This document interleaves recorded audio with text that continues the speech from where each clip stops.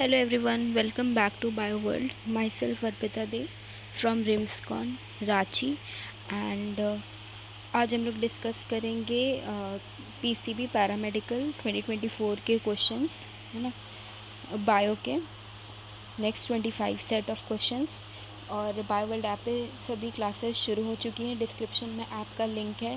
Test series भी शुरू हो चुका है, तो आप लोग ज्वाइन कर सकते हैं, ठीक है। और अगर कोई दिक्कत आ रही हो मतलब समझने में जो भी क्वेश्चंस करा रही हूँ तो कमेंट्स में ज़रूर पूछना, ठीक है। और जो भी चैप्टर्स अगर आप जैसे कुछ चैप्टर्स जो होते हैं ना, थ्रू आउट सेशन में आपको दिखेंगे कि ज़्यादा रिपीट होते हैं उस चैप्टर के क्वेश्चंस। तो अगर ऐसा कुछ चैप्टर है जैसे कि इसमें भी आपको मिलेगा जैसे इकोलॉजी के कुछ चैप्टर्स मिलेंगे, फिर जो न्यूरल सिस्टम वाला जो चैप्टर है उसका कुछ मिलेगा, फिर आपका sexual reproduction in flowering plants का है। तो ये जो चैप्टर्स कुछ मिल रहे हैं जो ज़्यादा रिपीट हो रहा है उसका उसी दिन आप लोग क्वेश्चन रिवाइज़ कर लो, ठीक है। मतलब कि रिवाइज़ क्या करना है, प्रैक्टिस करना है, सॉरी। और जो कॉन्सेप्ट है उसको एक बार देख लीजिए, है ना। तो स्टार्ट करते हैं क्वेश्चन नंबर 126, ठीक है। तो zoospores are wait a second zoospores are usually, तो ज़ूस्पोर्स क्या होता है usually, microscopic motile, large immotile, visible and non motile और found in only in animals. तो क्या हो जाएगा, ज़ूस्पोर माइक्रोस्कोपिक एंड मोटाइल हो जाएगा, ठीक है। फिर व्हाट इज़ पॉलीब्लेंड, पॉलीब्लेंड क्या होता है, a special road laying machine, a fine powder of recycled modified plastic, a type of bitumen, none of the above. तो ये कि पॉलीब्लेंड क्या होता है, एक विशेष रोड लेइंग मशीन या क्या होता है, एक रिसाइकल्ड, ठीक है, संशोधित प्लास्टिक का एक महीन पाउडर या फिर एक टाइप का बिट्यूमेन होता है या उपयुक्त इनमें से कोई भी नहीं। तो क्या होता है, ये एक पाउडर होता है, रिसाइकल्ड पाउडर ऑफ प्लास्टिक, ठीक है, पॉलीब्लेंड, ठीक है। फिर male gamete in heterogametic organism is called, तो एक हेटेरोगेमेटिक ऑर्गेनिज्म मतलब क्या, इन ऐसा ऑर्गेनिज्म जिसमें अलग अलग गेमिट्स ये हो रहे हैं। तो मेल गेमिट में क्या होता है, क्या बोलेंगे मेल गेमिट को, पिस्टिल, कॉल्यूमेला, ओवम या फिर एग या फिर स्पर्म और एंथेरोजॉइड। तो बहुत ही कॉमन सेंस वाला क्वेश्चन है, स्पर्म या फिर एंथेरोजॉइड, ठीक है, शुक्राणु या फिर एंथेरोजॉइड। फिर which of the following animals is a type of bisexual या हर्मोफ्रोडाइट, है ना, कि निम्नलिखित में से कौन सा द्विलिंग या उभयलिंगी का एक विशिष्ट उदाहरण है। तो हर्माफ्रोडाइट एनिमल्स मतलब क्या होता है कि ऐसा एक एनिमल, जैसे कि हम लोग क्या होता है कि या तो एक इंसान लड़का है या तो वो लड़की है ना, अलग अलग है, ठीक है, यानी कि यूनिसेक्सुअल है। लेकिन हर्माफ्रोडाइट में क्या होता है कि एक ऐसा ऑर्गेनिज्म जिसमें कि मेल गेमेट भी वो रिलीज़ करेगा और फीमेल गेमेट भी, जैसे कि अर्थवर्म में देखने को मिलेगा, ठीक है। केचुआ, in which part of the flower are the pollen grains are produced, फूल के किस भाग में परागकण बनते हैं, है ना। पॉलन ग्रेन्स क्या होते हैं, कमेंट करिएगा पॉलन ग्रेन्स क्या होते हैं। और जिसको नहीं आता है वो आज ही पढ़ेगा, ठीक है, आता तो होगा सबको। तो ये कहाँ बनता है, एंथर्स में बनता है, ठीक है, परागकोश, है ना। पॉलन ग्रेन्स का जो नेचर होता है आपका एयर जो पॉलिनेशन एयर के थ्रू होता है, ठीक है, उसमें पोलन ग्रेन्स का नेचर कैसा होगा, लाइट वेट होगा, ठीक है, और स्टिकी होगा, ताकि वो जैसे एयर कैरेंस के थ्रू ट्रांसफ़र हो रहा है तो जब नेक्स्ट ये आपका स्टिग्मा में जब आता है तो क्या होना चाहिए, वो चिपक जाना चाहिए, ठीक है, इसीलिए। और हवा में तैरना है तो लाइट वेट, ऐसे करके याद करेंगे।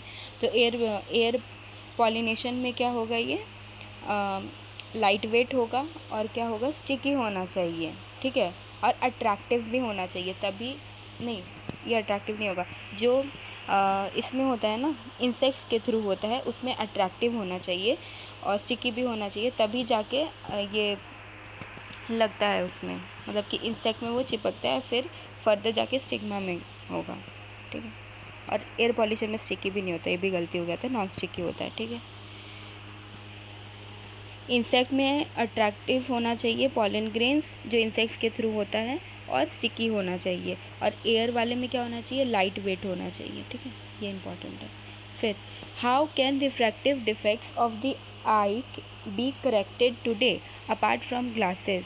तो क्या कह रहा है कि अगर रिफ्रैक्टिव डिफेक्ट्स है आँख में, यानी कि देखने में प्रॉब्लम है, तो क्या किया जाए, बिना ग्लास यूज़ किए उसको कैसे हम लोग ठीक कर सकते हैं। तो कैसे ठीक करेंगे, तो क्या ऑप्शन दिया है, दवा के माध्यम से यानी कि थ्रू मेडिकेशन, या फिर कॉन्टैक्ट लेंस यूज़ करेंगे, सर्जिकल इंटरवेंशंस यूज़ करेंगे, है ना, या फिर हम लोग आई ड्रॉप्स डालेंगे, या फिर एक्सरसाइज करेंगे आँख का।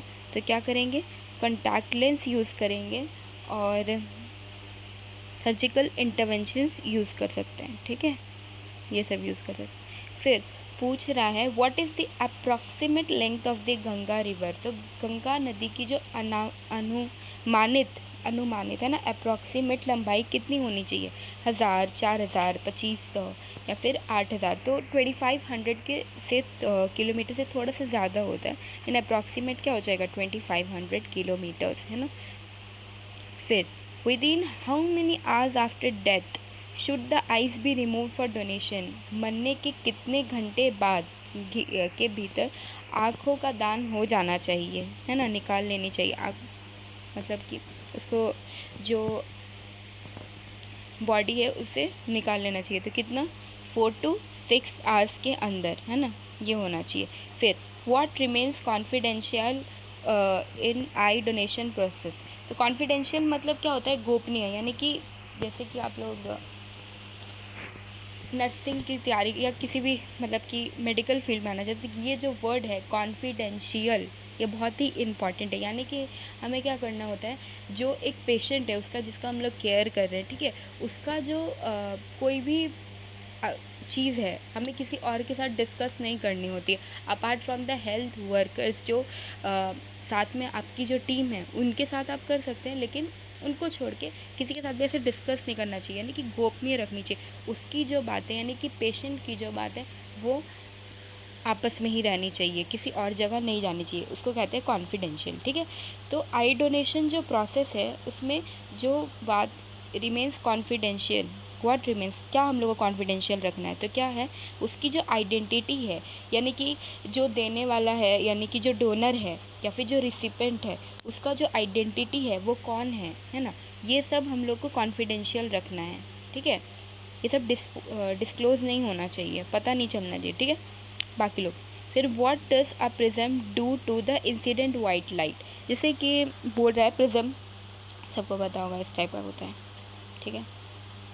तो जो प्रिज्म है उसमें हम लोग अगर वाइट लाइट पास करते हैं तो क्या होता है कि सबको अपने स्कूल में देखे ही होंगे, लैब में, ठीक है, फिज़िक्स में, कि जब हम लोग वाइट लाइट पास करते हैं तो फिर वो जो बैंड ऑफ कलर्स में स्प्लिट होता है, तो ऐसे रंगों की एक इसे रंगों की एक बैंड में विभाजित करता है, ठीक है, क्या करता है, splits it into a band of colours, है ना, विबग्योर वाला। फिर डोमेस्टिक सीवेज प्राइमरीली कंस्टिट्यूट्स, जो डोमेस्टिक सीवेज है इनमें जो भी प्रोसेस है आपका, प्राइमरी, ट्रीटमेंट, सेकेंडरी, वो सब इम्पॉर्टेंट है, वो सब भी पढ़ना है, ठीक है। तो जो बायोडिग्रेडेबल ये डोमेस्टिक सीवेज है उसमें क्या क्या आता है biodegradable organic matter, inorganic substances, heavy metals या नॉन बायोडिग्रेडेबल प्लास्टिक्स। क्या आता है, बायोडिग्रेडेबल कार्बनिक पदार्थ यानी ऑर्गेनिक मैटर, ये होता है उसमें, ठीक है। फिर व्हाट इज़ यूट्रॉफिकेशन। यूट्रॉफिकेशन क्या होता है, क्या ये यूट्रॉफिकेशन। तो the process of lake formation, झील निर्माण की प्रक्रिया, है ना, झील निर्माण की प्रक्रिया। तो इसमें क्या होता है, कह रहा है झील बनता है, ठीक है, मतलब जिस प्रोसेस से बनता है। फिर दूसरा क्या बोल रहा है, the natural ageing of a lake due to nutrient enrichment. तो बोल रहा है पोषण तत्वों के संवर्धन के कारण झील की प्राकृतिक एजिंग, अगर न्यूट्रिएंट इनरिचमेंट हो रहा है जिसके वजह से नेचुरल एजिंग हो रही है लेक की। फिर the introduction of toxins into the lake, बोल रहा है कि टॉक्सिन्स जो है वो जमा हो रहा है लेक में, और फिर फोर्थ क्या बोल रहा है, the removal of nutrients from a lake, यानी कि न्यूट्रिएंट्स को हम लोग निकाल ले रहे हैं ना, तत्वों को निष्कर्षण हो रहा है, हम लोग नहीं मतलब रिमूवल हो रहा है। तो क्या होता है eutrophication, natural ageing of a lake due to nutrient enrichment, ये होता है यूट्रॉफिकेशन। एक ऐसा ही वर्ड होता है, ठीक है, उसी से थोड़ा सा सिमिलर, मतलब बायो मैग्निफिकेशन बोलते हैं। उसमें क्या होता है, जैसे कि सपोज़ फूड चेन आ रहा है, ठीक है, फूड चेन में क्या होता है, जो टॉप कंज्यूमर है उसमें क्या होगा, सबसे ज़्यादा टॉक्सिन का एक्यूमुलेशन हो जाता है, ठीक है। जैसे कि पहले क्या था, घास था, घास में क्या हुआ, उसको घास को किसी ने खाया, कीड़े ने, फिर उसको किसी ने खा लिया, फिर लास्ट में ऐसे करके धीमे धीमे क्या होता है कि लास्ट में जाके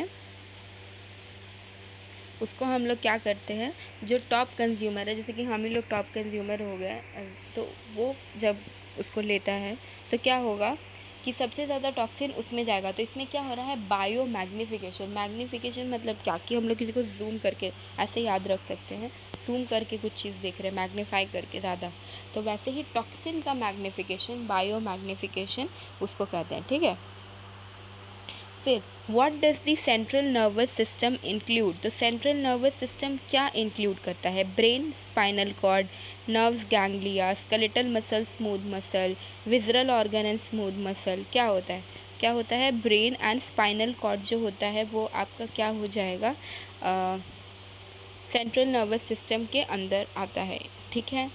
और जो स्मूथ मसल होता है, तीनों जो मसल है smooth muscle, skeletal muscle, cardiac muscle, ये तीनों का जो प्रॉपर्टीज़ है ये भी बहुत अच्छे से आना चाहिए, इससे भी बहुत ज़्यादा क्वेश्चंस आ सकता है, आता भी है, ठीक है। कि स्केलेटल मसल क्या होता है, वॉलेंटरी होता है, उसमें स्ट्राइशन होता है, ठीक है, ये मल्टी न्यूक्लिएटेड होगा।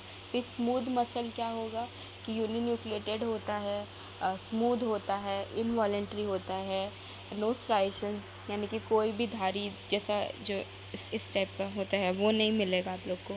फिर कार्डियक में क्या होता है, इंटरकैलेटेड डिस्क होगा, वो भी इनवॉलेंट्री होता है ना। फिर मल्टी न्यूक्लिएटेड वो भी हो जाएगा, वैसे करके सारी चीज़ें याद होना चाहिए, ठीक है। फिर which type of nerve fibers transmit the regulatory impulses from the CNS to the concerned peripheral system।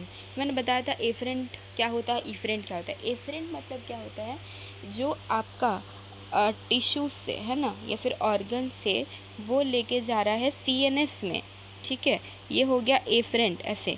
और जो CNS से ऑर्गन तक लेके जा रहा है वो होता है इफेरेंट। तो इसमें क्या पूछा है, आप ही लोग आंसर देंगे कि CNS से जो पेरिफेरल टिश्यू यानी कि CNS से जो टिश्यू की तरफ लेके जा रहा है वो क्या है, इफेरेंट है। तो क्या हो जाएगा, इफेरेंट फाइबर्स, यानी कि अपावाही तंतु। इतना इजी है बस। फिर which part of the brain is responsible for complex functions like memory and communication। तो बोल रहा है कौन सा पार्ट ऑफ द ब्रेन है जो कि रिस्पॉन्सिबल है कॉम्प्लेक्स फंक्शंस के लिए, जैसे कि हो गया मेमोरी, कम्युनिकेशन, ये सब में। तो तो क्या हो जाएगा, एसोसिएशन एरिया जो होता है वो हो जाएगा।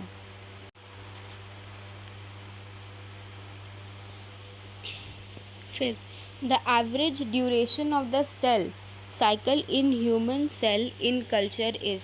तो अगर हम लोग सेल साइकिल का देखते हैं तो उसमें ह्यूमन सेल कल्चर का कितना मतलब ड्यूरेशन होता है, सेल साइकिल का ह्यूमंस में कितना होता है, 24 आवर्स, ठीक है। और इसमें जो मेन एम फेज़ होता है वो कितना होता है, 1 घंटे का होगा, ठीक है। और बाकी पूरा टाइम क्या होता है, इंटरफेज होता है, ठीक है। फिर the S phase of the cell cycle बहुत ही इंपॉर्टेंट है और बहुत ही ज़्यादा रिपीटेड भी है, बहुत ज़्यादा एग्ज़ाम्स में रिपीट होता है अलग अलग। तो DNA रेप्लिकेशन जो होता है वो सबसे ज़्यादा, वो कहाँ होता है, सबसे ज़्यादा नहीं, वो कहाँ होता है, एस फेज़ में होता है, ठीक है। फिर the chemically complex cell envelope of prokaryotic cell consist of. एक दो टाइप के सेल होते हैं, एक प्रोकैरियोटिक एक यूकैरियोटिक। इसमें नाम में भले प्रो आ रहा है पर ये प्रो नहीं है, ठीक है, ये प्रिमिटिव है, यानी कि थोड़ा ओल्ड टाइप का है ना। और जो यूकैरियोटिक होता है वो ज़्यादा एडवांस्ड होता है, ठीक है। तो यहाँ पे बोल रहा है कि जो प्रोकैरियोटिक सेल है उसमें जो सेल एनवेलप है उसमें कितने लेयर्स होंगे, एक परत होगा, दो परतें होंगी, तीन परतें होंगी, चार परतें होंगी, कितनी होंगी, तीन परतें, 3 लेयर्स। क्या क्या परत होता है, सबसे पहला होता है ग्लाइकोकैलिक्स,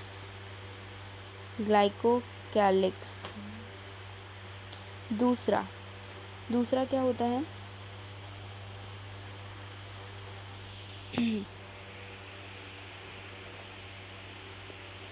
सेल वॉल, और थर्ड क्या होता है, सेल मेम्ब्रेन, है ना, या फिर प्लाज्मा मेम्ब्रेन जो कहें, ठीक है। तो ये सीक्वेंस होता है, ये आउटर हो जाएगा, ये सेल, ये ग्लाइकोकैलिक्स, और ये इनर हो जाएगा, यानी कि ये है बाहर से अंदर वाला सीक्वेंस, ठीक है। तो अब यहाँ पे क्वेश्चन है, ये जब क्वेश्चन पढ़ रही थी तभी ऐसे सोच रही थी, अब देखिए नेक्स्ट क्वेश्चन वही निकला था। तो जो ग्लाइकोकैलिक्स होता है उसमें आपको, जैसे आप पढ़ेंगे एनसीईआरटी में, तो उसमें दो टाइप की चीज़ों की बात की गई है। अगर ग्लाइकोकैलिक्स लूज़ होता है तो क्या कहते हैं, और अगर ग्लाइकोकैलिक्स थोड़ा थिक एंड होता है उसको तब क्या कहते हैं। तो इसमें लूज़ का पूछा गया इस क्वेश्चन में, ठीक है। तो लूज़ तो क्या हो जाएगा, स्लाइम लेयर, क्या होता है, स्लाइम परत, ये हो जाएगा। लेकिन अगर थिक वाली बात की जाए तो क्या कहते हैं उसको, एक सेकेंड, कहाँ आ जाएगा, हम बात करने का कुछ भी नहीं,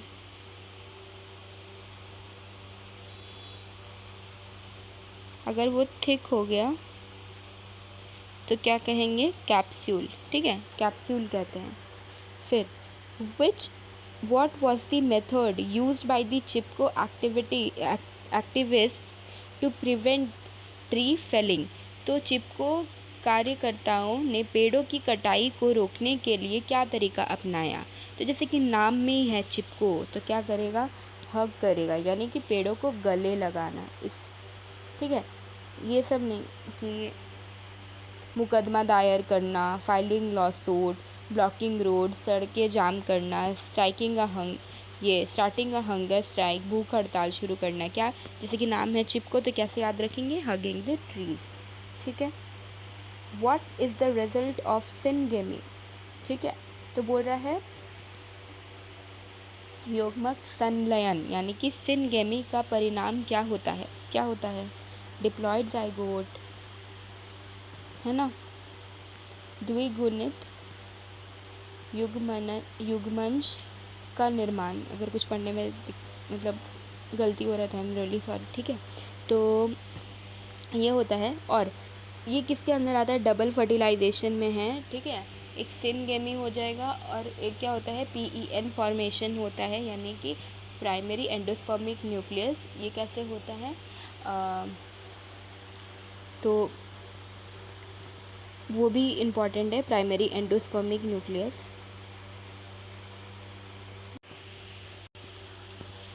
देखिए, तो हम लोग जो PEN पढ़ते हैं उसमें क्या होता है, जो फीमेल ओव्यूल का हम लोग देखेंगे, उसमें क्या होगा कि जो पोलर न्यूक्लियाई होता है वो फ्यूज़ करता है, ठीक है।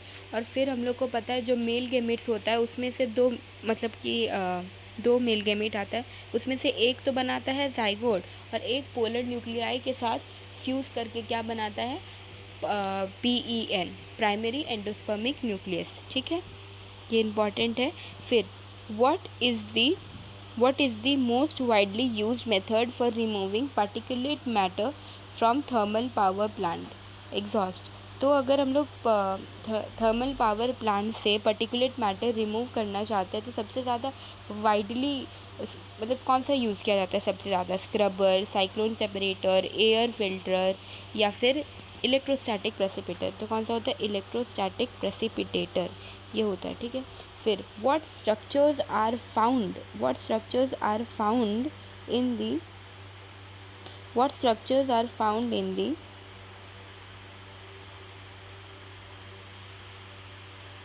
What structures are found in the upper part of the respiratory tract that help to remove the harmful particles, है ना।